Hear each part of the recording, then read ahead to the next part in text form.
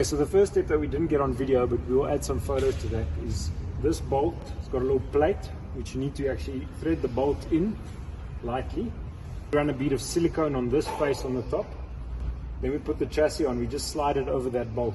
So that's the slot. Once it's in, then you can put all three bolts in with a washer and a spring washer and tighten it down. So Ford put way too much Loctite on these bolts. So you can strip them or break the head off just by trying to loosen them.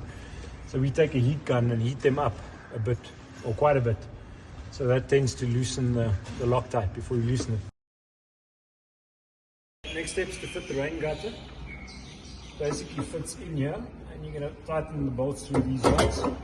Once it's on, you're going to run a bead of sealant in between the chassis and the gutter and on the side to prevent water from falling into the load bin when the tour top's open. Once the water gutter is on, you're going to want to seal over there, and then the gap in between the gutter and the chassis all the way with silicone. You could also seal the piece between this and that, just to prevent water from running underneath there. The next step is the gas strut bracket, which sits over there, and you can fit this cleat on top of it. Ah, that's very hot because, like we said, too much Loctite on there, as you can see, so we had to heat it up with the heat gun to get it out. The next step is going to be your locking lip, which basically sits over there like that. And once again, you can see that hole's got a lot of rubberizing on it, so you might have to cut it open with a tap just to get the bolt in. Okay, so over here you're just going to use the M6 button head with a spring washer and a washer that we supplied. And over here you use the same fitting, it just goes over the bracket. Okay, while you wait for the silicone to dry, then you can fit the gas struts. They're usually shipped on the tour top. So disconnect them from the tour top, and then you can bring them here and just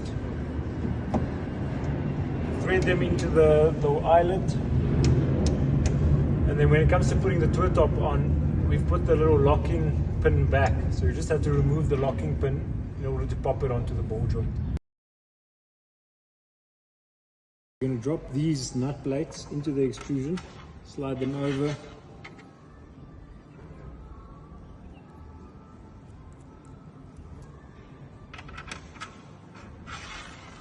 And then you want to fasten the hinge down with the countersink bolt going through the hole into the nut plate there. Now at first you just want to fasten it loosely, because then we're still going to center the tour top a bit. The next step you want to do is adjust the locks. So you don't want to over tighten these locks because they will bend their little arm. If you just show the video underneath there, that little arm, if you over adjust it, you can bend it. So you want it to just compress the seal slightly, like that is fine. Just show a video from up here. You can see it starts to grip there and you have to push it in. So all you have to adjust is this little arm underneath here. So there's your lock bolt, which you loosen. Then you turn this. As you turn this piece that way, it compresses the lock less. As you turn it that way, it compresses the lock more. Okay, so you need to hook up your gas strut now. You remove the safety pin. You get a friend to hold it up for you. Then you just pop it on. Pop it on. Pop the safety pin back.